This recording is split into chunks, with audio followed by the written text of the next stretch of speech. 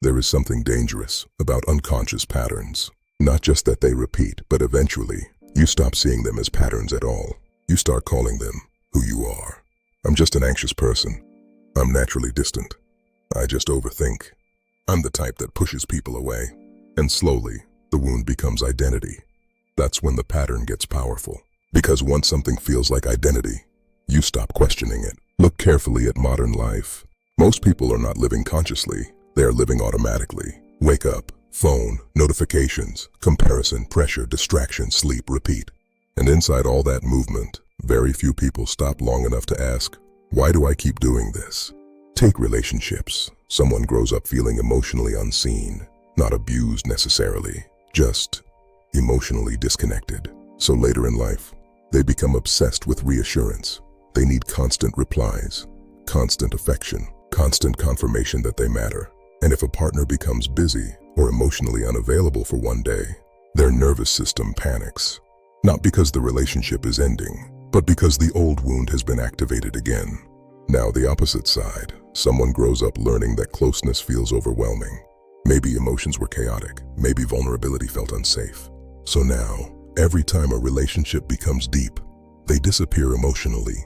They stop replying consistently. They become busy. They suddenly need space, and they call it independence. But many times, it is fear disguised as freedom. Look at work culture. How many people are truly driven by passion? And how many are driven by the fear of feeling insignificant? Someone works endlessly, not because they love working, but because stillness makes them uncomfortable. If they stop moving, they start feeling emptiness. So productivity becomes emotional escape. Even social media reflects the wound. Think about it. Why does validation feel so addictive? A photo gets attention, and suddenly you feel seen. A post performs well, and your mood improves. No engagement? Suddenly your energy drops. That is not weakness. That is the nervous system becoming dependent on external confirmation. Look at modern dating. People say they want love, but many are addicted to emotional intensity instead. The uncertainty, the mixed signals, the chasing, the emotional highs and lows, because chaos feels familiar, and calmness can actually feel boring to a dysregulated nervous system. That is why some people lose interest when things become healthy, not consciously, but chemically. Their body became attached to emotional turbulence. Even entertainment reflects this pattern. Constant stimulation, short attention spans, endless consumption. Silence has become uncomfortable for many people. Being alone with your thoughts for 10 minutes feels difficult now. So the world keeps feeding distraction, and distraction keeps the pattern alive. Because if you never become still, you never fully see yourself. And this is the hardest realization. Sometimes, the pattern is not ruining your life dramatically. It is quietly shaping it.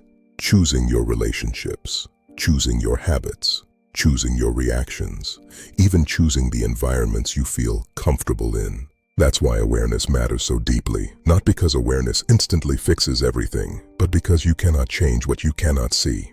And most people never truly see the pattern. They just keep living inside it, repeating the same relationships, the same emotional cycles, the same internal battles, with different faces in different situations. Until one moment, they become still enough to recognize it. Not blame themselves, not hate themselves, just finally see clearly. And strangely, that moment of awareness is where freedom quietly begins. If this video helped you, like, subscribe, and stay with us. The pattern loses power the moment it is no longer invisible. And maybe, for the first time, you are finally starting to see it.